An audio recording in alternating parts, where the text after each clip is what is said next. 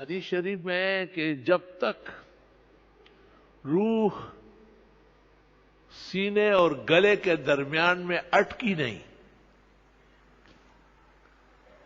اس سے پہلے پہلے توبے کے دروازے کھلے اور اللہ تعالی ہم سب کو ہر طرح کے گناہوں سے، کمی کوتاہی سے توبے کی توفیق عطا فرمائے۔ وَتُوبُوا إِلَى اللَّهِ جَمِيعًا أَيُّهَا الْمُؤْمِنُونَ۔ اللہ تعالیٰ کے سامنے توبہ کرنا بہت ضروری ہے۔ اصل تو وہ ہے وہ راضی ہو جائے۔ حدیث شریف میں ہے کہ ایک شخص کو خیال آیا کہ بہت غلط کام کر رہا ہوں، یہ تو سارا گناہ اور گناہوں کا دلدل ہے، لیکن جہان بھر کا گناہ کر چکا تھا، کوئی چیز بچی نہیں تھی۔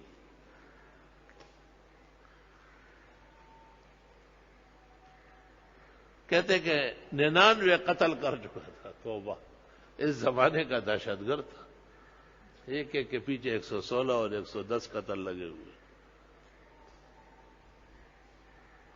اور ان کے بچانے کے بھی لوگ درپے ہیں۔ تو واستغفر اللہ واتوب الیہ۔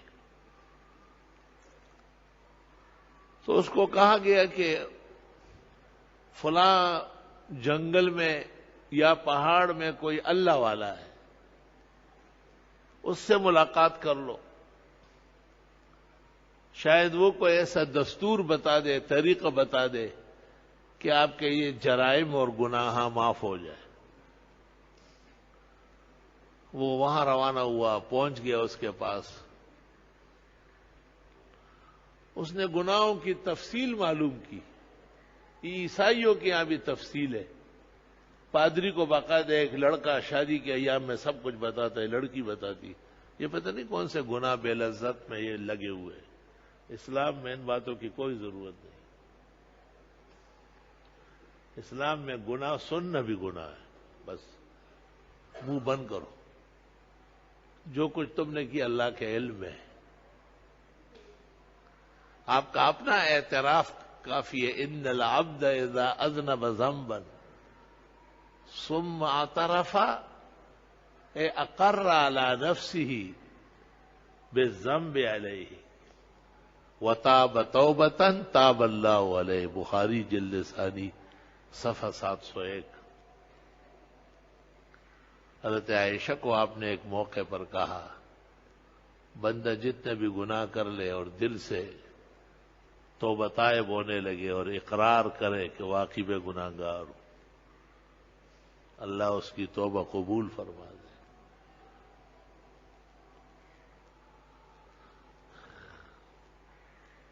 علماء دین کبائر و صغائر کا کچھ فرق کرتے ہیں۔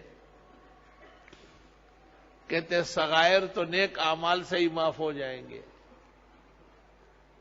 ان الحسنات یذہبن السیئات۔ جیسے کسی نے کسی کے ساتھ سخت باتیں کی، بے خیالی میں اس کو تکلیف پہنچائی، وہ بات کر رہا تھا اور یہ شروع کر گیا، اس کی بات دھرے کے دھرے رہ گئی، غلط ہے، اس کو فارغ ہونے دو پہلے۔ ایسی صورت میں استغفار سے، نوافل سے، تلاوت سے، ذکر و تسبیح سے امید ہے اللہ معاف کر دے گا، کیونکہ اس میں کوئی ارادہ نہیں ہے۔ کچھ گناہ ایسے ہیں کہ وہ بالقصد ہے، ارادتن ہے، عمدن ہے، اس کو علماء دین کبائر کہتے ہیں، بڑے گناہ۔ بعض علماء دین کہتے ہیں کہ جن کا گناہ ہونا سب کو پتا ہے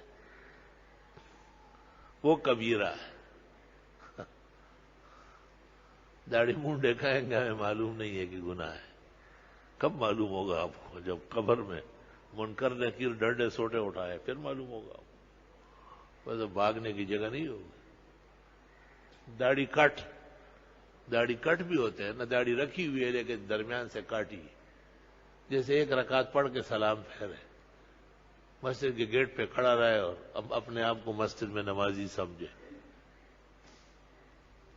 داڑیاں رکھو، واجب ہے داڑھی رکھنا، اور جنہوں نے رکھی ہے اور ان میں کھینچیاں مار رہے ہیں، کھینچیاں کہیں رکھو، علیحدہ رکھو، توبہ استغفار کرو۔ ہماری فقہ کی تمام مطولات اور امہات میں ہے وَحَلْقُ اللُّحَى لَمْ يُبِحْهُ أَحَدٌ مِّنَ الْعُلَمَاءِ، داڑھی مونڈنا کبھی بھی کسی زمانے میں بھی عالموں نے جائز نہیں کہا۔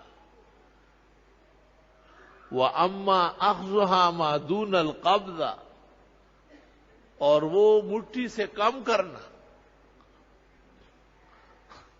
بہت ہی سخت لفظ لکھے یار،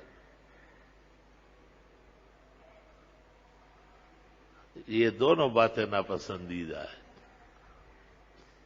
مونڈنا اور چوٹی کرنا حد شرعی سے، حد شرعی یہ مٹھی ہے، اس پہ پکڑو، اس کے برابر یا اس سے تھوڑی سی زیادہ ہو۔ کہتے جی نوکری ختم ہو جائے گی، نوکری تو ویسے داڑھی مونڈوں کی بھی ختم ہو رہی ہے، پھر اس دن وہ آسمان پہ اڑیں گے کیا؟ یہ داڑھی بے روزگاروں کے لیے ہے کیا؟ کتنے افسران کی داڑیاں، کتنے بڑے بڑے ڈاکٹروں کی داڑیاں، الحمدللہ۔